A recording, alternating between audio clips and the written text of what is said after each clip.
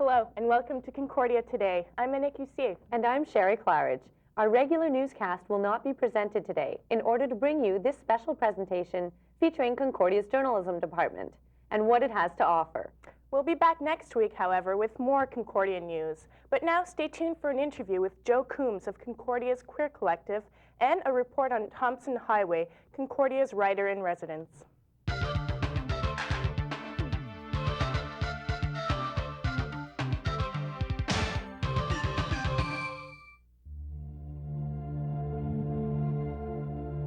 Heart disease and stroke are Canada's #1 killer. Your donations fund education and medical advances that save more lives each year. Thanks to research, he has a pacemaker. She has a grandfather. Help give someone a second chance. Please give generously to the Heart and Stroke Foundation.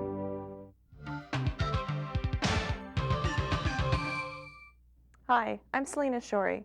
Before I begin to tell you about what Concordia's journalism department has to offer you, let me tell you a little about myself. I'm enrolled in the broadcast journalism program. This program offers students a chance to experience all forms of news media. My experience in journalism has been both challenging and fulfilling. It's real education for the real world. For the advanced TV course, students produce a newscast on Concordia Today, where they are required to report, write, and produce their own material. He describes the contents of the first... Journalism students are not only equipped with pens, but with cameras in order to familiarize themselves with the technical aspects of the news. For Concordia Today, I'm Adriana Brasileiro. Near St. Anne's of Plaine, I'm Thomas Mall for Concordia Today. For Concordia Today, I'm Tanya Churchmuch. This is Paul Gott for Concordia Today. Ross Perigo is one professor students see a lot of. He is now teaching both advanced television news and radio news. I've never seen a group of students work harder, longer than I have for this particular course on Canal. They have to produce either a complete package or a smaller narration package for every week of the 12 weeks of the program. That calls upon them to look for stories that are visual, that gets them organized, that gets them out and shooting and editing and doing it all in a real time frame that's very much akin to the way journalism functions in the real world. The report was on the last of 3 scandalous videotapes of the... However, television news isn't the most important aspect of journalism. Radio and print journalism are equally as important. From the Concordia Journalism Department, here is the latest news. The Advanced Radio News course simulates the actual experience of a real radio newsroom. Students work 4-hour shifts for the morning and afternoon newscast. A lot of preparation is involved in putting a newscast on the air. Lauren McCallum is a teaching assistant for the Advanced Radio course. The writer writes away, the assignment editor monitors the news throughout. We have a researcher, a first-year student, who comes in and writes sports and weather. And then they all run in the booth, hopefully 15 to 20 minutes before we go to air, and practice. I think you're going to juice it up somehow. At noon, they put a newscast on the air, which is in every essential aspect an exact replica of a professional radio newscast. After that, we have a post-mortem. We sit around, we replay the newscast, we go over it line by line, and we talk about the writing, about the performance, about the journalistic skills, all the things, all the elements that are required to put on a good radio newscast. It takes about a half an hour, but it is the good teaching time. If radio and television are 2 of the end products, then students should know that print is where it all begins for every student. Students in their first year learn how to write for the print media. There are also plenty of opportunities outside of class to gain experience. The Link and the Concordian are 2 great ways to build up a portfolio. Jennifer Goldfinch is one of the news editors at the Concordian. She says working at a student newspaper requires a lot of patience. I've also gained lots of computer experience. I didn't know squat about layout last September. Now I can lay out my whole section. I can't do the fancy things, but I can do the basic. Stick the pictures and everything else on it. So that feels good. I'm glad I learned that. And I've learned a lot about how it must work in the real world. There's tempers, there's egos, and everyone's got to learn to work together. You have to put the paper out. You can't just say, I don't feel like it. You need to have a paper. We have advertisers. We get paid advertising money. So you learn a bit about deadlines. It's a weekly paper, but you do learn also about stress, deadlines. When you write for the school paper, compared to a journalism class or any class, you know that whatever you wrote will at least be read by a few thousand people. So you have to make sure what you write is 100% accurate. And the experience is much better knowing that what you write is going to be read by people instead of just handing it to a professor. In order for students to retrieve information for the press and assignments, students can use the computer. Lindsay Chrysler has been a professor at Concordia for 16 years and was in the newspaper business for 25 years. We really did not have a database that didn't have a course in how to use them, and they're more and more a feature of good journalism and just research of any kind. It's an inexpensive way to give our students really good experience in using that tool. Ed Roudsep is the head of the journalism department. He's proud of the department's achievements. Well, we're very fortunate in that Montreal is the place where Concordia is located. I think it makes it more exciting for the students to be out in a major city where all kinds of news is happening all the time. It's a bilingual city, and the fact that our students have to work in both languages is a major plus for them. There are a lot of newspapers, not only in Quebec but across Canada, who are very keen to have bilingual reporters. And since our students have to have French proficiency in order to graduate, this becomes a major asset. We have students who are now working almost in every newsroom across the country. In television, we have people like Ron Charles, who's now reporting for The National out of Toronto. Joyce Napier, who has also worked for CBC and also for French language television. Diana Bishop, who's a foreign correspondent for CTV. Caroline Van Vlartigen, who works here in Montreal for CFCF television. We've had a lot of people in print, people who are reporters at the Gazette, for example. We have probably a dozen or more. Ingrid Peretz, Walter Bushinani, James Meny, Lynn Moore. List goes on and on. The journalism department also organizes internships. As part of my studies, I did an internship in Sherbrooke, Quebec, so I went there for a week at a newspaper, and it was a great experience. It was nice to be able to spend the time writing stories, and I learned a lot from the other reporters there. I've been to the Gazette. I've also had a chance to do an internship at Shome, and both have really, I think, have been extremely helpful to me, and they've taught me a lot, almost as much as going to class every day. The internships, which they've helped out with, and I'm doing one now, working my butt off. There are 3 different programs offered in the journalism department. Undergraduates, the vast majority of them take the major in journalism. It's 42 credits. A course is 3 credits, so that means 14 courses.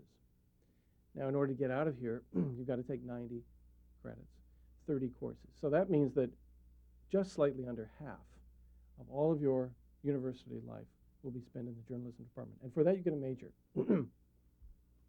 There's a minor in journalism, and it is 30 credits, and it is print only. If you have no interest at all in doing any broadcast whatsoever, you can take a minor in journalism that's print-oriented. You can also take a specialization in broadcast journalism, and that is a total of 60 credits. It's a very, very narrow and constrictive kind of operation, because it means that half of your 60 credits are spent in comm studies, and another half, 30 credits, are spent in journalism. So you really have to know why you want the broadcast journalism, or for that matter, the communications and journalism specialization, which is essentially the minor in journalism, those 30 credits, and a minor in comm studies as well. The vast majority of students take the major. The journalism department conducts about 200 interviews every year, and all full-time faculty sit in on them. The professors seem to agree on the qualities they look for in future students. Anybody who can sign their own name. We're looking for students who are keen, motivated. That they have a good sense of what journalism is. A student with some curiosity. Person who is inquisitive, curious. Very good English skills. Even if it's your second time applying to the program, don't despair. Try again. Many students get accepted once they've already completed a year of university and have improved their English skills. And if the former doesn't apply to you, then we hope to see you around next year.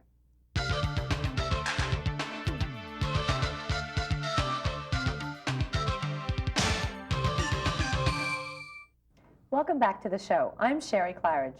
My guests today include Joe Coombs, the co-external coordinator of Concordia's Queer Collective, and Donna Betts, a member of the collective.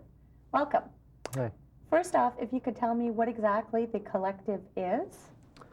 Okay, the Concordia Queer Collective is an organization for gay, lesbian, and bisexual students, and actually the community at large at Concordia, that offers a supportive environment for those groups of people. And how long has the collective been in existence? Concordia has been running for around 15 years. Actually, it's one of the longest running organizations in the city of Montreal. Yeah. And how did it all get started? It started in the 1970s at Sir George Williams as a group for gay and lesbian students at the university and faculty member. And how many people would you say are part of the collective? Well, on a good day, there's about 30 people. Don't you think that come to our lectures, and then but every other week when we don't have a lecture, could be anywhere from 15 to 30 people. Yeah. So you mentioned lectures. What kind of things would you discuss in your lectures? We had what was that speaker's name last month? Well, partly sponsored by the student advocacy through the student advocacy and services of Concordia. We had a lawyer come in and speak to the group on gay and lesbian bisexual issues. And their rights, legal rights? Legal rights pertaining to everything, from marriage to contracts, discrimination, anything that may aid someone in pursuing a legal battle. We're also having the silver medalist. Yes, we're in the works right now of negotiating with Marc Leduc, who is a silver gold medalist on the Canadian boxing team, who recently came out of the closet, and we're hoping to have him come to Concordia next month for a lecture series, and that will be in collaboration with the Concordia Recreation and Athletics Department. What would you say the goals or mandates are of the Concordia Queer Collective? As I've already mentioned, certainly our main goal is to offer a supportive, friendly environment for the gay and lesbian, bisexual Concordia community. Our goals and our mandates are really through various projects, through various sponsored events, through various services, individual counseling, group counseling, through our lecture series. We want to become known at Concordia as a safe place to come and just talk, to outreach to the greater community as well, is certainly another one of our goals. And so far I think we're doing okay. Yeah. What would you say some of the major concerns or problems are that have been expressed by Concordia's gay community? Maybe you could answer that, Debbie. Concordia does have quite a wide variety of courses that pertain to gay and lesbian issues, and but in some cases the content isn't always directly and openly addressed by either the students or in some cases the professors. So that could potentially be a problem. But again, Concordia is very advanced for a university in Canada in that area. Yeah. And what kinds of services, other than, say, counseling and, I guess, discussion sessions, what other sort of services does the collective offer? we offer an outreach program. For example, myself and another coordinator recently went to a high school in Laval. We were actually called by the Laval High School, a Laval High School, to come and speak to their class about homosexuality, sexuality in general, but homosexuality and lesbianism specifically. I personally go to, I speak here at Concordia as well for a couple courses. I do approximately 4 or 5 lectures at Dawson College per semester. And I recently got into the Champlain College roster, let's say, and they call me back each year. It's been a very successful program, successful program where they call us back each semester 4 or 5 times throughout the school year. And this outreach program not only reaches gay and lesbian, bisexual students in those classes, but it also reaches a heterosexual audience where we offer them insight into personally my life, because I could only speak in those meetings for myself. Right. And they've been incredibly successful. I wanted to ask you if there's any sort of educational awareness that you promote geared to the heterosexual community. Well, other than the outreach program, as I just mentioned, other than that, heterosexuals are welcome to drop by our office on Mackay Street at Annex, what is it, Annex X? Yeah, and you can't miss our yeah, you can't miss. logo. I don't even know the annex, actually.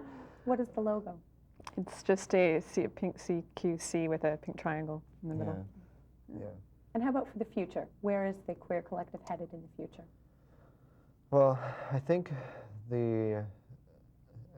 as you have touched upon, that is outreach programs for educational purposes for the heterosexual community, I think, and offering, we hope, more services to the gay and lesbian, bisexual community here at Concordia.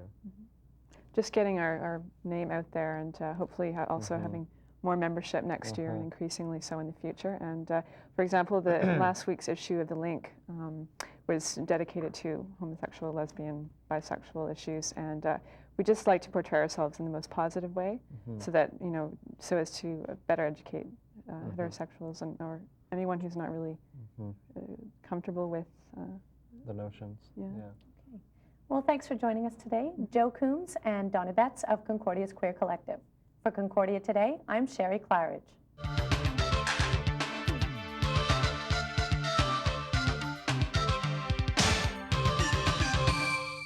Thompson Highway is Concordia's writer-in-residence. A writer of 8 plays, Highway draws on his native culture and spirituality for inspiration and guidance. I mean, native culture of itself, of its very nature, it's a highly spiritualized culture. We don't have much else. We're not economically wealthy. We don't have much money. We don't have much political power. We don't have much financial power. We're materially almost bankrupt, as a people. But spiritually, but spiritually, it's a very, very rich, incredibly rich culture. When I interviewed Mr. Highway, he focused not on his writing success, but more on his life, his birth and upbringing, which have shaped his personal views and attitudes. We lived in nature. We lived by ourselves in tents in the summertime. Even in the wintertime, we lived in tents and in log cabins throughout the northern part of Manitoba, where it meets the Northwest Territories in Saskatchewan. It's a beautiful, beautiful part of the country that is virtually untouched by modern civilization, so to speak, meaning things like cars and, machinery. It's still very natural. Thousands of lakes, rivers, islands surrounded by pure white sandy beaches, lakes with water so pure that you can, drink from them directly. The fishing, the hunting is wonderful. That like you eat from the land. There are no stores up there. So we grew up not with a sound, like as children. We grew up with, and we were born in tents, right, in very natural conditions, where the floor in the tent was made of a bed of spruce boughs, like spruce branches broken off and laid on the floor, so that it was a nice cushy carpet of fresh spruce boughs, and the smell of it. So the first, and the light was candlelight or kerosene lamp. It was a natural kind of light, and the people who birthed that were midwives. So they were women. They were, like, in a sense, they were medicine women. And the first light, the first feeling, the first touch that you had on your skin outside your mother's womb was the touch of a woman, and a natural touch, no rubber gloves, no metal pincers, and they had their own technique of birthing babies. The first light that we saw was natural light from candlelight or kerosene light, or even the firelight from the stove, the wood stove. And the first smell that we had was the smell of natural spruce boughs and the northern air is so pure. There is not a shred of pollution up there, like air pollution from exhaust from cars, And I often think about so that it was totally natural, sort of very like an incredibly powerful spiritual experience right from the word go, where you heard the wind, the wind became a part of the rhythm of the wind was a part of it became the natural part of your own rhythm, right from the word go. And I often think about what it would have been like by comparison if I had been born in a downtown city hospital, where it's a man wearing rubber gloves who births you, frequently using metal, stainless steel pincers. Bright lights and what do you call it? Lights, fluorescent lights, and they take you away from your mother right away. I understand, and put you into these things together with like another 200 babies. It's like a factory, It's like an assembly line, and so that your emotional connection with your mother is completely cut right from the word go. And one of the things that I find tremendously helpful about that kind of situation is that when illness comes along, and God knows death has been very much a part of the natural rhythm of our lives. People die all the time. It's a kind of living where death is recognized as natural, as being as natural a part of the cycle of life as eating and making love. Totally natural occurrence, and there's an emotional mechanism built into the society that can receive the impact of death in a very natural sort of way. And you really do believe, because of your culture and the history of your culture, your society, that they're still around in some form or other, in another form, and I would venture to say that they're physical, like in the sense of the science of physics. There's a physical base to this theory that the living matter that they once were, that was their flesh and blood, still has transmuted into another form of living organism. But whether it's soil or the leaves of a tree, like that stuff comes back, out of the grave and becomes soil, becomes fertilized soil, becomes a tree, becomes the leaf of a tree, or becomes even the wind, the wind that you hear as you walk through the park on a moonlit night or whatever, there's a magic in there that makes you believe that that's your brother, your deceased brother, talking to you in some way. And you always feel that they're with you in some way. I was fortunate to have had the opportunity to meet and interview Mr. Highway, and I feel that his addition to Concordia's English department will only prove to be a positive one. For Concordia Today, I'm Rachel Goldstein.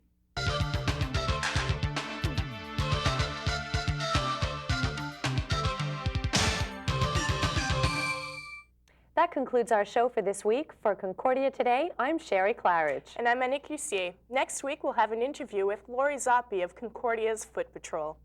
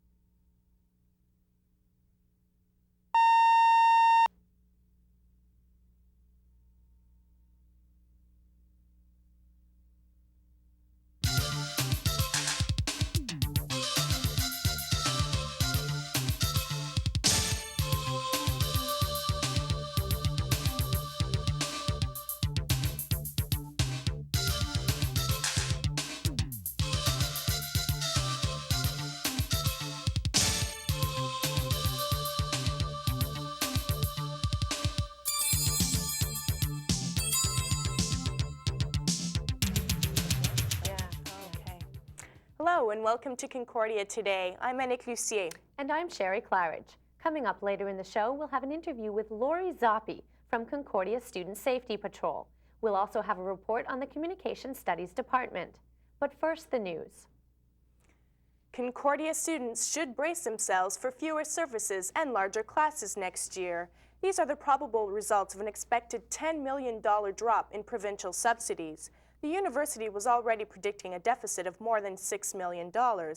About 80% of the university's operating budget is spent on faculty, but these cannot be cut due to the current contract with the faculty. The lower subsidies are mainly due to lower enrollment at Concordia. These were 10% fewer than last year. Every few years, Concordia conducts a massive fundraiser known as the Capital Campaign. The last one ended in 1988 and raised approximately $25 million. A campaign to raise twice that amount was scheduled for the fall of 1994, but it was postponed. Geneviève Napier has this report. Concordia has been serious about deficit reduction this semester, and students are paying the price. The university could use a massive infusion of cash. A capital campaign like the one that helped pay for the McConnell building would help, but it won't happen until fall of 1996. One of the reasons is the interim administration. The original planning didn't contemplate change in management that happened last June. But when Concordia originally decided to put off the campaign, it had a rector and a lot of bad press. But now if Concordia had the money, where would it go? Additional space for the Faculty of Engineering and Computer Science. And there's also a strong desire by the Faculty of Commerce Administration to be housed in their own building with their own identity. So who benefits in the end? Students, students, students. For Concordia Today, this is Geneviève Napier. The competition for Concordia's new rector has been narrowed down to 3 finalists. Donald Baker, Dr. Claire McNichol, and Dr. Frederick Lowy rose above their competition in the Rector Search Committee. On March 20th, they'll be presented to a joint meeting of Concordia Senate and Board of Governors. Baker is currently Vice President Academic at Wilfrid Laurier University. McNichol is Vice Rector Public Affairs at the University of Montreal, and Lowy is Director of the Centre for Bioethics at the University of Toronto. The successful candidate will take the reins of power from Acting Rector Charles Bertrand for the upcoming academic year. Dev Srinivasan is the new president of the Commerce and Administration Students Association. He defeated runner-up Rodney Stevens 254 votes to 79. Twyla Demlo was also elected vice president non-academic. 3 other posts were filled by acclamation. Sunda Ladusser is the finance VP, Paul Mishik is external VP, and Nadia Dicobelis is internal VP. The post of Student and Academic Affairs and Marketing VP remained vacant. All 5,000 commerce students were eligible to vote. Less than 350 went to the polls. The new executive will take office on May 1st. It's been around for 75 years. Students know it as the cheapest place to buy a cup of coffee on the Loyola campus. But the Concordia administration sees the Gadangi Lounge as a waste of valuable space. They're planning to turn the Gadangi Lounge into 2 floors of classrooms and faculty offices by May. But it won't happen without a fight. Jennifer Goldfinch has this report. Concordia's administration says they are in desperate need of the space that the Gadangi Lounge, a one-time cathedral, takes up. But when they announced their plans to renovate the space last fall, some students decided to try and save it. Etan Rothstein is the chairman of the Interfraternity Council, who run the coffee bar. It's such a disjointed campus that student space is lacking. It's hard to find proper student space unless you go to a cafeteria or the Hive or the bar. But people who want something different, you know, this really provides a quaint, nice, relaxed alternative. Students can only hope their fight will change the administration's minds before May. For Concordia Today, I'm Jennifer Goldfinch. And a happy birthday goes out to Reggie's Pub. Concordia's popular downtown bar just celebrated their 1st anniversary in their new location. Close to 500 people kicked off spring break at a birthday bash on February 17th. Their first year in business has proved to be a rewarding one. The bar has such a good reputation that it was mentioned in an article appearing in Maclean's magazine.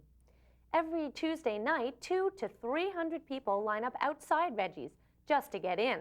The bar is covering their costs and employs close to 75 students. Concordia's got a new cyber treat for its students. Geneviève Napier explains.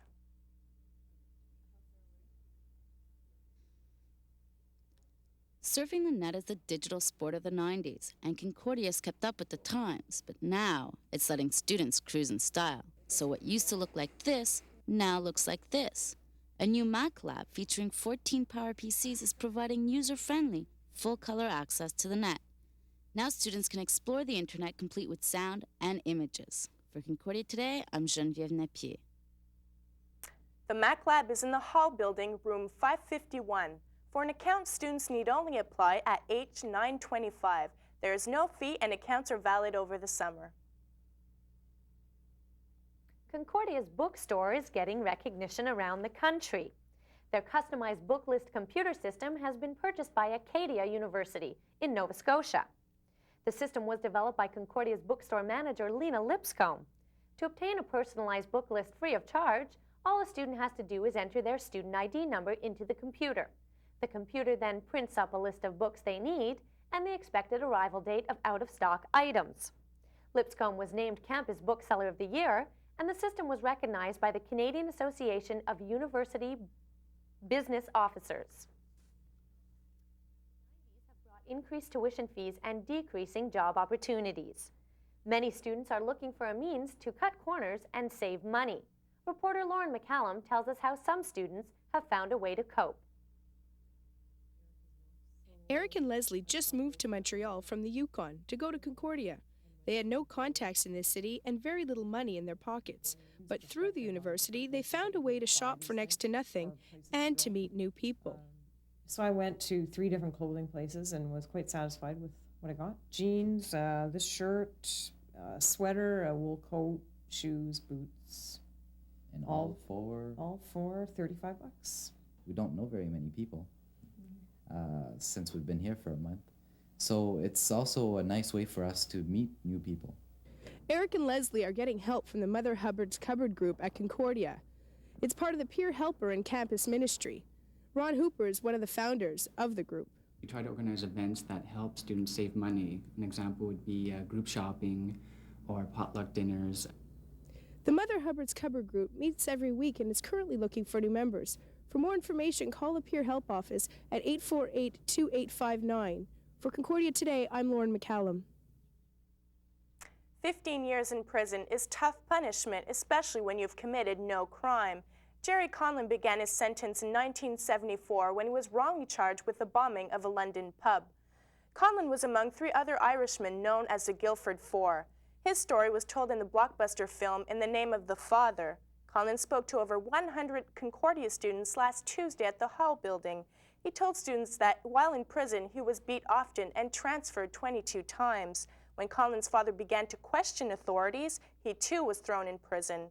The father died behind bars because he was mistreated. However, if students hadn't fought for Conlon's release, he would have had to finish serving his life sentence. Conlon was released in February 1989. Last week at the mezzanine, students could take a closer look at one of Concordia's newest clubs. Save All Jews Everywhere, or SAGE, was born last year as a chapter of SAGE Montreal. Sabina Kashka was at the Mez. SAGE wants to educate students about Jewish culture and traditions. It also fights anti-Semitism all over the world. The association offers Hebrew courses, reading material, and discussions. This also allows an opportunity for the students to see what's happening in the Jewish community if they'd like to get involved or just, to be educated about Judaism. The exhibition kicked off Jewish History Month at Concordia. For Concordia Today, I'm Sabina Kashka. SAGE is located at 2020 Mackay on the 2nd floor. And in sports, some students may be worried about getting a job after graduation, but for Marc Montroy, fame and fortune are just around the corner. He's expected to be chosen early in the Canadian Football League draft. Montroy has been the star cornerback for the Stingers for the past 3 years. He impressed CFL coaches at a recent Winnipeg tryout. His time for the 40-yard dash was the fastest recorded at the time. His 6-foot 2-inch frame and great leaping ability should see him drafted in the 1st or 2nd round. The Stingers are number 1.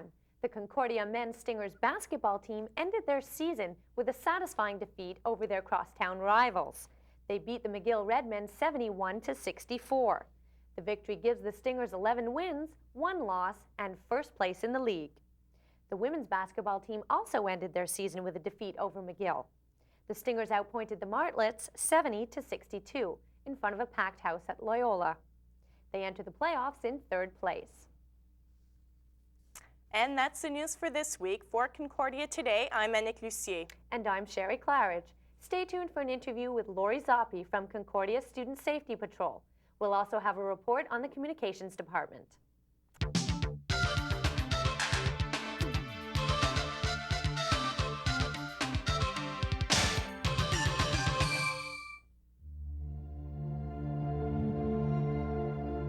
Heart disease and stroke are Canada's #1 killer.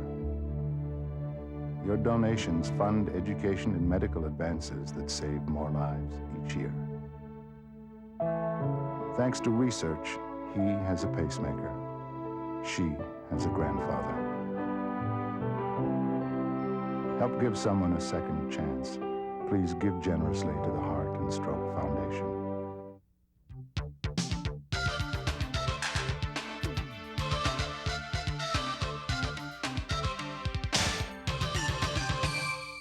The Communication Studies Department was founded in 1965. It is located at the Loyola campus in the city's West End. Its aim is to take a broad approach to the study of media and communications. The program provides a theoretical and practical approach to the mass media in society.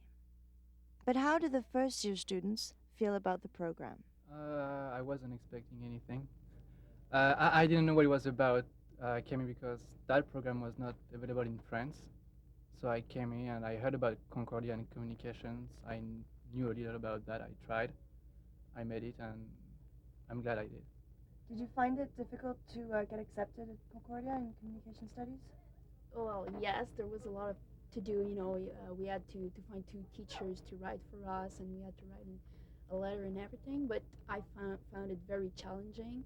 And when I got accepted, I was so happy. It was like I was so happy to get in Concordia because I knew it was difficult to get. So, after the first year in the program, the students have to decide which direction they're going to follow. They have a choice between visual dynamics, film, sound, or television, which house the largest amount of students. The department has 2 television studios, fully equipped with color video cassette recording, editing facilities, and high-8 camera. However, this second-year student has chosen to study in sound. well, I think that what they're doing is preparing us. They're giving us as many possibilities and as many opportunities as they can.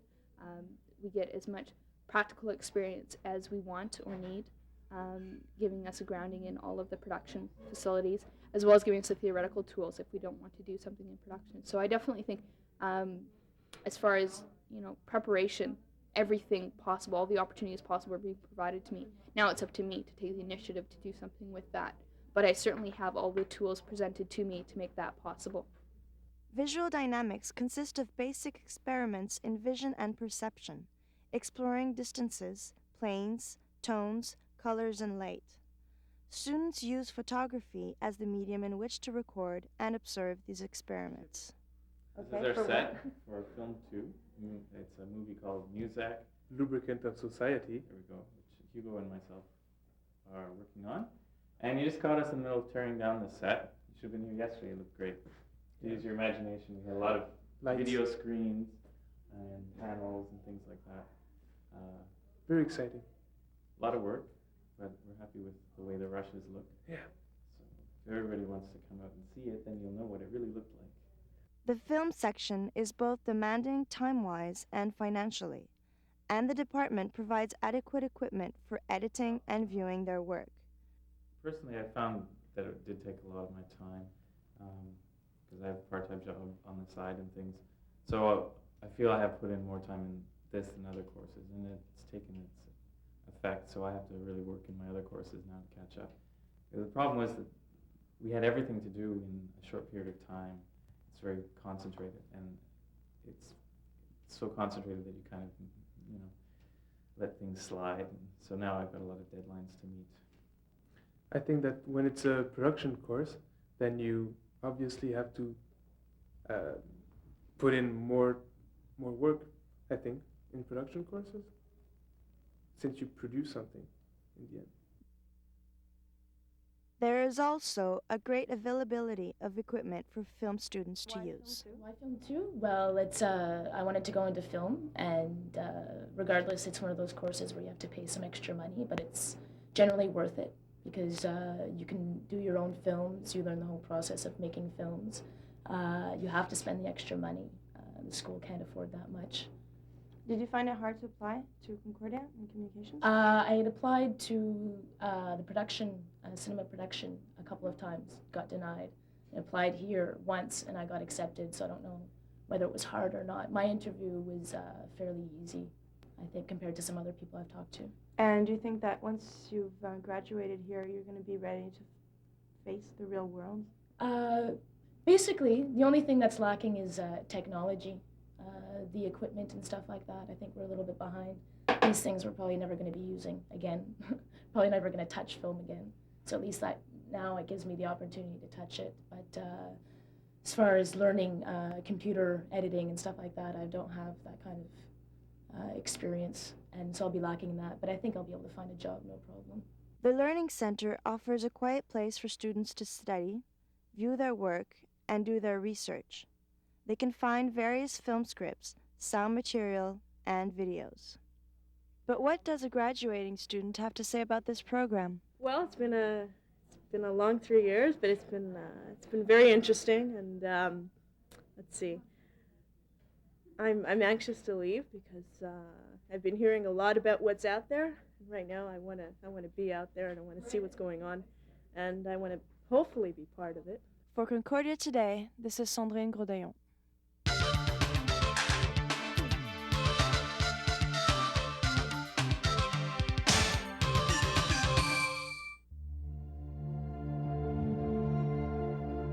Heart disease and stroke are Canada's #1 killer. Your donations fund education and medical advances that save more lives each year. Thanks to research, he has a pacemaker. She has a grandfather. Help give someone a second chance. Please give generously to the Heart and Stroke Foundation.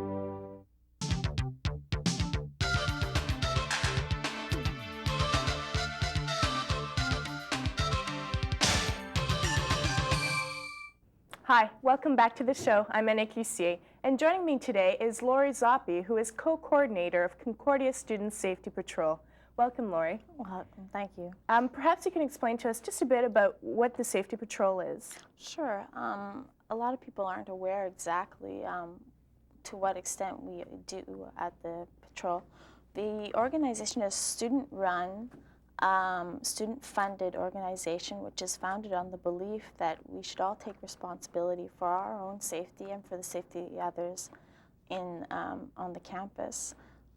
We are sort of like the neighborhood watch program. I see or view Concordia as a small community where we have the law enforcers, which is the campus security, and basically the citizens, which are a student body. And we are basically bridging the gap between the security and the student body in terms of communication. We are also the extra eyes and ears for security. We are also, excuse me, we're the extra eyes and ears, and we also are the voice of the student population to voice what we feel is not safe at the campus, such as broken lights, bushes that are too high, and whatnot. And finally, but not least, we are an educating tool. We have, in our training sessions, we have several volunteers, or actually guest speakers that come in and talk about. We have somebody from the Sexual Assault Center, the Women's Center, the Queer Collective, basically to break any type of discrimination that may occur between the patrolmen themselves and between, basically our assumption is don't assume anything when you're walking with somebody. And also we sponsor the Action Self-Defense course that's held here at Concordia. We also provide some funding for the Women's Center here at Concordia. And on which campuses do you operate on both campuses? Well, presently we're mostly, have been operating we just celebrated our first year anniversary on the 14th of this month. We've been working out of Loyola campus. We are now on the process of basically starting here at Sir George. We have the volunteers, we have the equipment, we are just waiting for our room to be available. We're planning to be available and working by the end of this week or the beginning of next week here at Sir George also. Mm-hmm. Now, how does one person become a volunteer? Is there any special qualification that one needs? Or? Well, first there's basically the beginning of an interview, in which then we go through a screening process where we do a criminal check of all our possible volunteers. There's a 3-hour training session after that. We post the names of all our potential volunteers in the Concordian and in the link, so that if anyone has any objections to that person patrolling, they can voice it to us. Now, what kinds of things are offered in the training session? Well, we have, we do a lot of role playing. We do exercises that make each gender basically aware of the perceptions of fear. A lot of the males in our volunteers aren't aware exactly the amount of hyper-vigilance that we as women have to fear when we're walking down the street. Yes, male and females are victims of crime, but as women, we also have to worry about sexual harassment and rape. So we make this very apparent in our tests, in our group, our training session. We also have guest speakers from the Sexual Assault Center, the Queer Collective, and the Women's Center to come in and talk to our potential volunteers. Okay.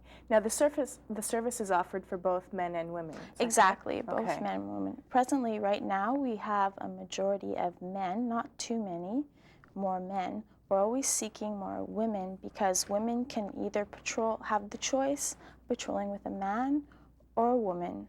We never have two male patrollers at the same time. That's because of a preventative measure, because in one Walk Safe program in a university in Canada, there was an incident where two patrollers that were male attacked one of the people that they were walking. So to prevent this from happening, we have just made it a part of our mandate that there's no two male team members can patrol at the same time. So a woman calling can always feel safe. Exactly. Okay. Now, when someone is at any building on campus, how does he or she reach you in order to get the service? Well, basically, they phone 848-8700, which they are connected with a dispatcher. There's 3 zones, 3 teams out. The team that's closest to that individual will be sent to that individual, in which they will walk them to their designation. How far will they walk them? Right now, we stick basically to the campus area or streets or the train station at Loyola. Downtown, because the annexes, we have a much broader range of things, we will walk people pretty close to the area. Eventually, we would like to start the program in that to pilot a thing so that we will take people all the way home. Okay. Now, recently there was a referendum. Can you tell us a bit about that? Sure. The referendum was about the fact that right now, or prior to the referendum, all arts and science students paid $1.70 for the first semester and $1 every other semester to fund us, since we are student funded. The referendum was held so that the CASA organization the Concordia students would fund us also. They voted in favor for us, so they are now going to support us as well. Thank you, Lori, for having joined us today. Thank you for having me.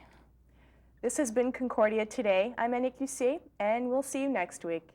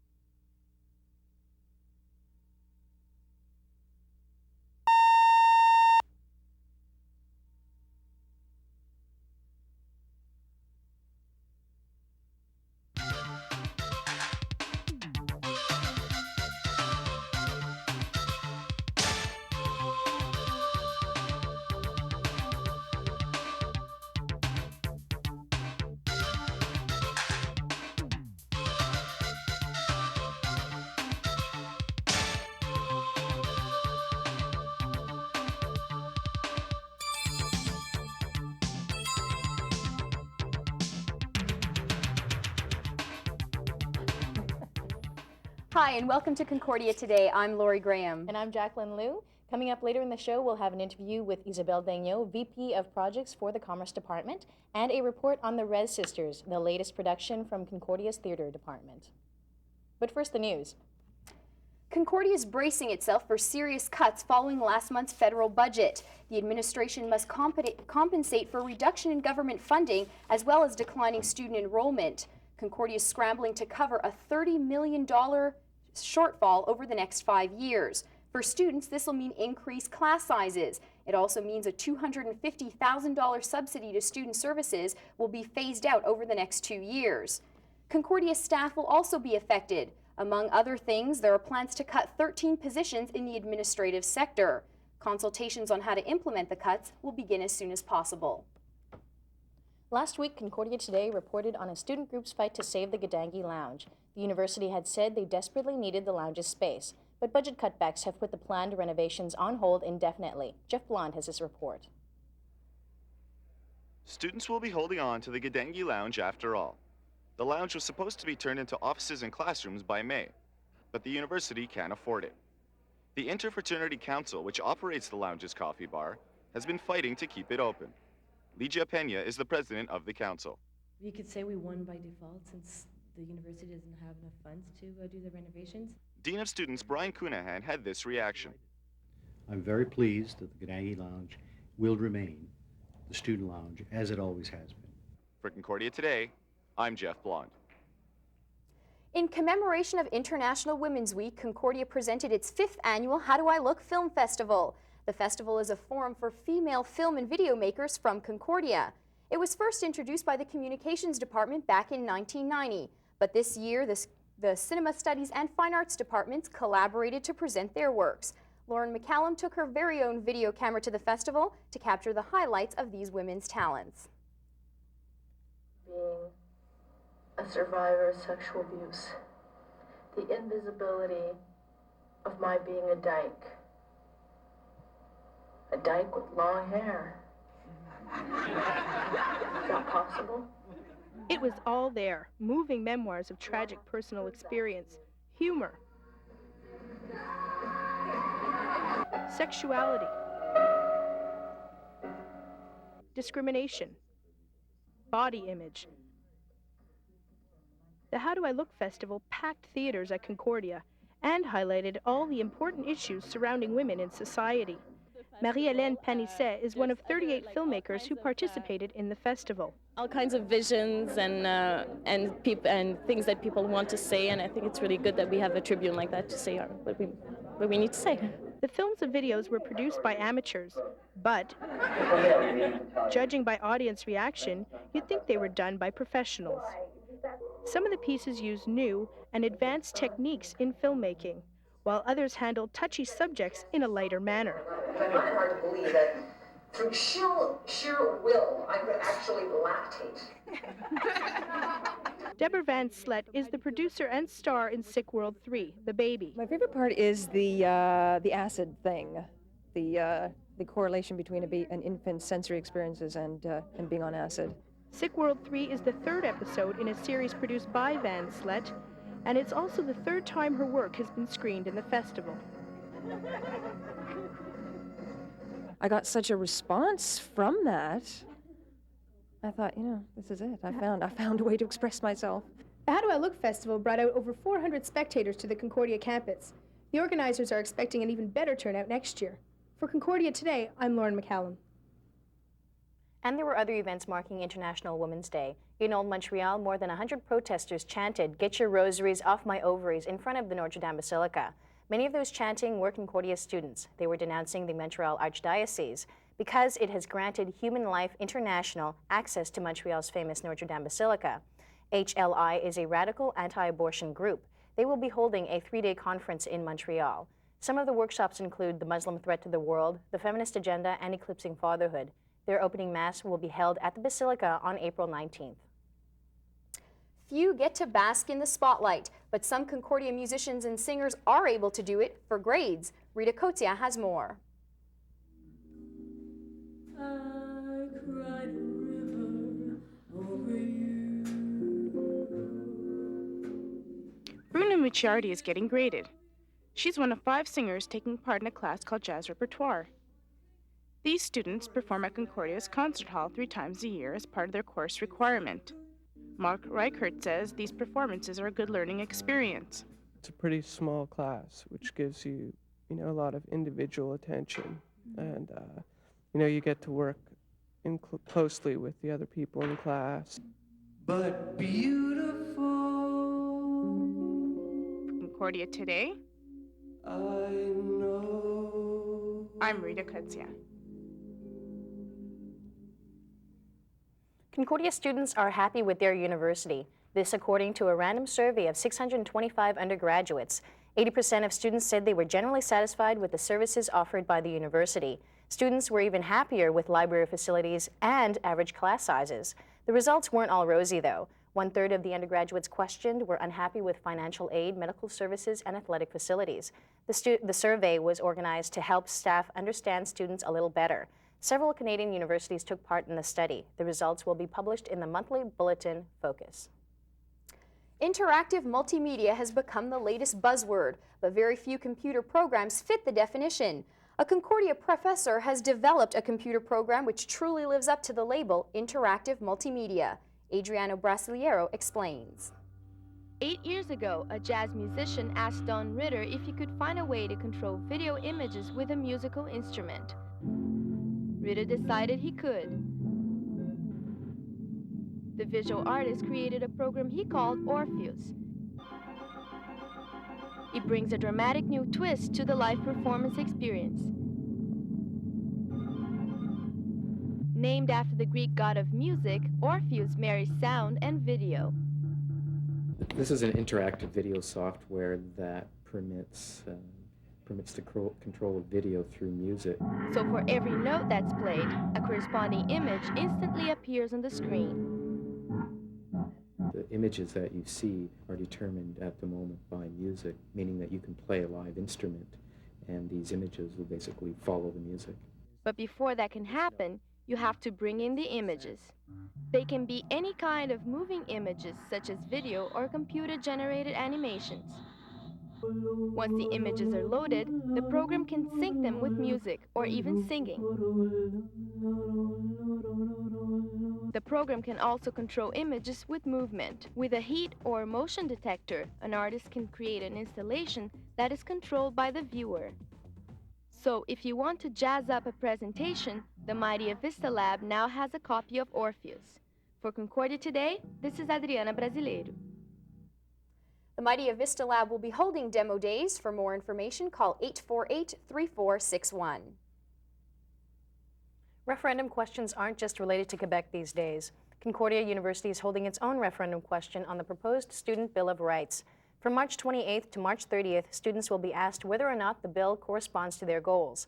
Students can get a copy of the proposed bill in last week's Concordian or call 848-7474 for more information. If approved by Concordia students, the bill will go before the Senate and the Board of Governors for final approval. Judges from this year's Right on the Edge competition were singing praises for Scylla Sibilslawski's Bird Song. The Concordia Theatre students' play was one of 4 to win a place in the annual event hosted by Playwrights Workshop Montreal. Each year, university and CEGEP students submit unproduced original scripts to the competition. Winners receive $100, a fine-tuning of their scripts, and a public reading of their work. Bird Songs was presented last Friday at the Stratham Center. A Concordia Classics professor dove in deep waters and found lost treasures. Andrew Sherwood discovered the lost port of Caesarea on the Israeli coast between Haifa and Tel Aviv. Sabina Kashka spoke to him. It looks like a shadow in the water, but that shadow was once a major harbor. Caesarea was the largest artificial harbor in antiquity.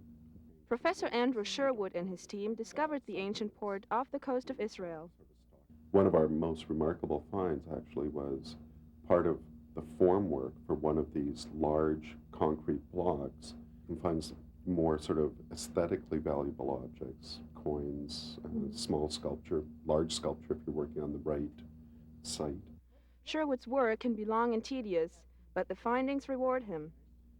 And it's pretty exhilarating. I mean, everyone comes over to see what you found, and depending what you find, the attention keeps coming for a while. Prairie-born Sherwood loves working underwater. Once you hit the water, the only thing you hear is your own breathing, and it's very calm. Andrew Sherwood's next dive will take him to the Red Sea, and his students are already looking forward to his tales of travel and mystery. For Concordia Today, I'm Sabine Kaschke. That's the news for this week. For Concordia Today, I'm Lori Graham. And I'm Jacqueline Liu. Stay tuned for an interview with Isabelle Daigneault, VP of Projects for the Commerce Department, and we'll also have a report on the Rez Sisters, the latest production from Concordia's Theater Department.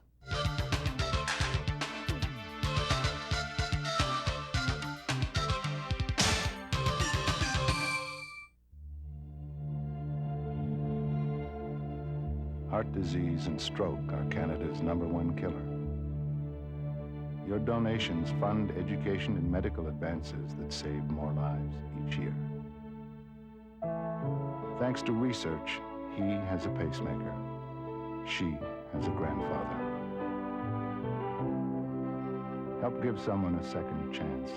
Please give generously to the Heart and Stroke Foundation.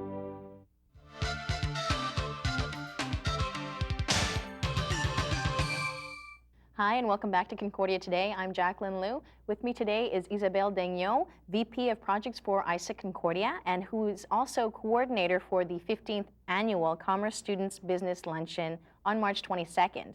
So, Isabelle, why don't you tell us what ISEC stands for?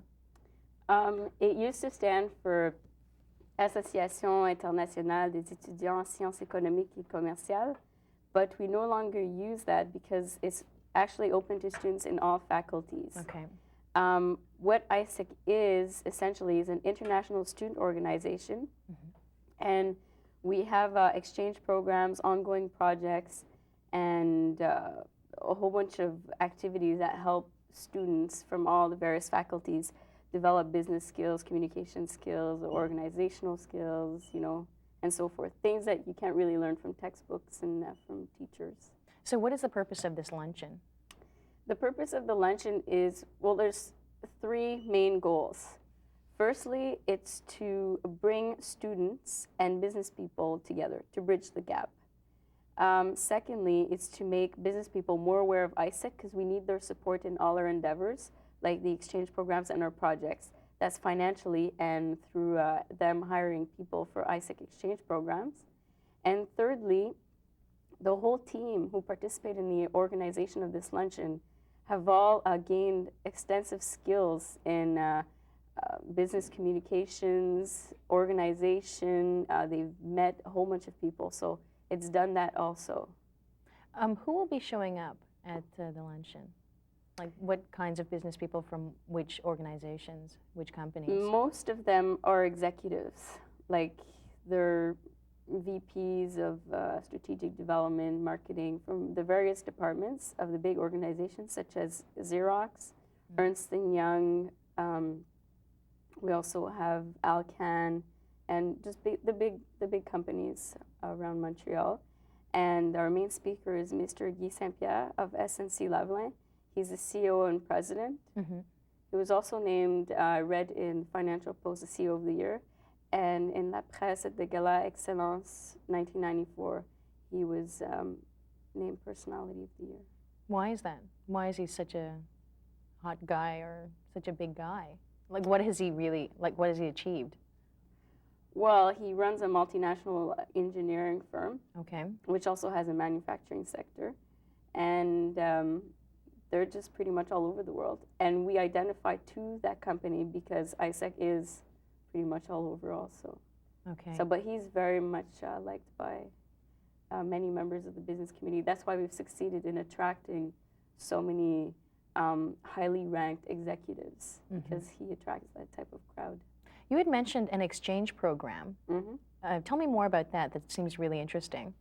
In ISEC, we have an international exchange program that allows students to do a stage in another country of their choice, one of the countries that ISEC is a member of, for between 2 to 18 months, and in their field of study.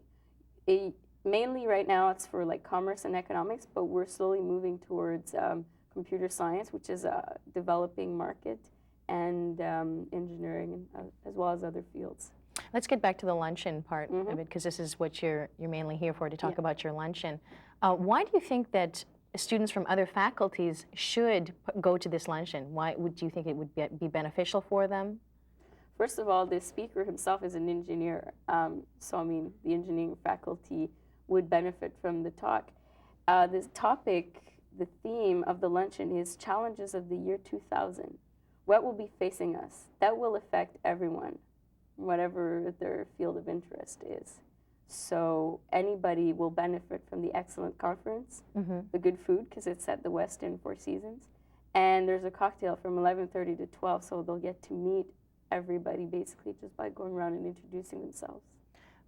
Does ISIC put on this luncheon every year? Normally they do, yes. Last year there was none, but the year before there was, and it was Sandra Fuentes, the ambassador of Mexico to Canada, who was the speaker. Oh, neat. So if we wanted to get a reservation for the luncheon, or how would we get in touch with you or anybody at the Commerce Department in order to participate at the luncheon, get a reservation, have a seat, and talk to these people? The best thing to do would be to call the phone number, which is 848-7435, or drop by the office. We're in the GM building in the Commerce offices, which is GM 218-5, which they might see on the screen a little later. Okay. They can just call and say that they're interested in showing up to the luncheon, and just to specify that, because the office is used for many other purposes, and we'll take their name and number. Okay.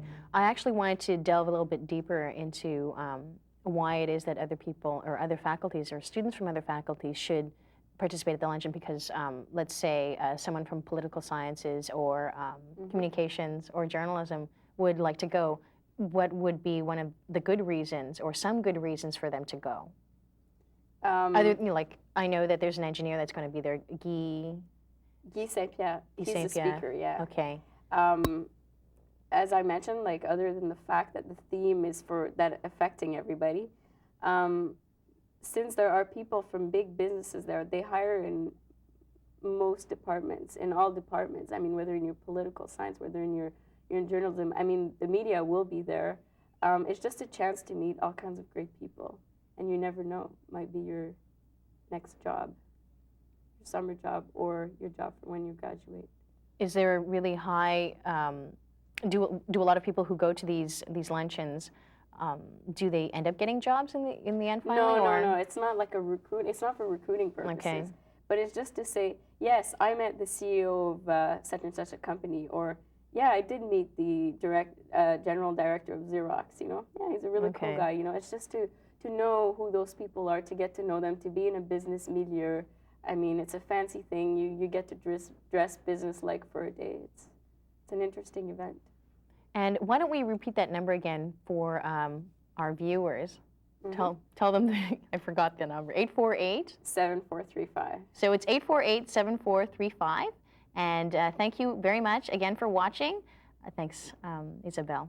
Thank you. And good luck on the luncheon next week. Thanks a lot.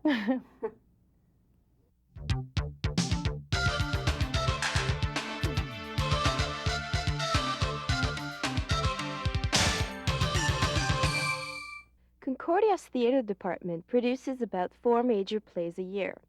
This semester, a group of third-year students are presenting The Rez Sisters, a native play by Thompson Highway. The Rez Sisters relates the story of 7 women from a reserve, attempting to win the biggest bingo in the world and therefore a chance to win a way out of a tortured life. Dr. Philip Spenceley is the artistic director of the department. He was responsible for proposing this particular play to the committee. I asked him what his reasons were. It's a good play. It's a dramatic play. It has an interesting number of roles in terms of gender balance, because of which serves our purposes very, very well. It deals with a contemporary situation. I mean, it's a Canadian play, and deals with issues which are contemporary to Canada today. So, think has a lot of value. Thompson Highway is the writer-in-residence at Concordia this year. I asked Elise Menard, the director of Res Sisters, if Highway is actually involved in the production.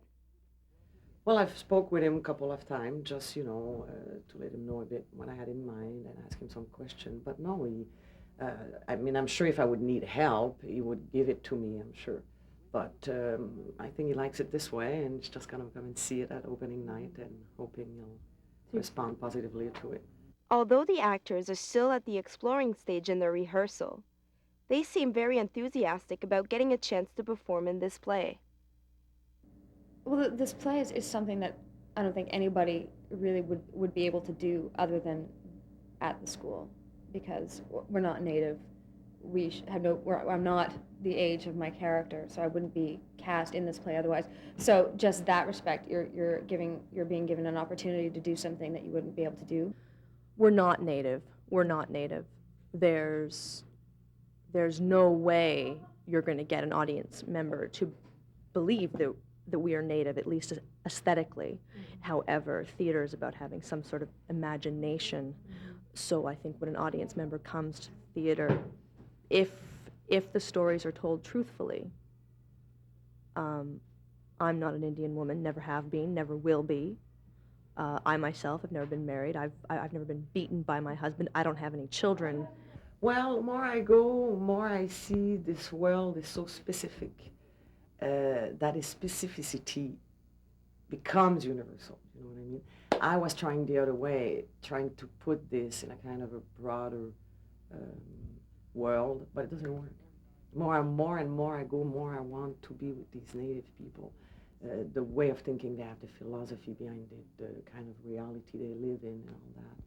But not saying by doing this that it's going to become native. No, because I'm having actors, who are not native or anything, but more to represent the atmosphere of it. Eric Davis plays Nanabush, a Native American spirit. He's basically a prankster. He likes to play tricks on people. And I've read all the Nanabush, the old legends about Nanabush. He's got several names. Nanabojo is one of them. And he's basically tied to all of nature. He is a spirit, a very elemental spirit, especially with the Native American people. The Native American people see him as the Joker that he is. And most of the time, the pranks that he plays usually backfire. And they end up teaching the people more about life and nature and everything in general. And Nanabojo usually gets foiled. The actors have a lot to say about their characters. But what goes on behind the doors of this rehearsal room, nobody really knows. It's a mystery, nobody wants to show anything. Is it always like that? No, perhaps they're waiting to let the show speak for itself, I was not aware of that. It's interesting. It perhaps builds up a little bit of suspense, excitement, and, brings people in to want to see it, to see what that's all about, rather than letting it all out. And often artists are not always ready to show something until they feel their product is ready. So what should we expect from this play? Well, if we do justice to what Thompson Highway has written, anytime I've heard him speak, I get this celebratory sort of idea. It's like a celebration of these strong women who are all very, very different. And yes, they have struggles, but they operate very much like a family, and they're fun, and the way they relate to their god character, what would be our god, a Nanabush, who is good and evil. What an audience would walk away with. I have no idea. I think it's a beautiful play. It's a beautiful piece of work, and if people just listen to the words, provided that the actors, if we all do them justice, I think it's a beautiful play, and I think the audience will see that. The Res Sisters will be presented from March 31st to April 9th at the D.B. Clark Theater downtown. For more information or reservations, you can call the theater at 848-4742. For Concordia Today, this is Julie Robert.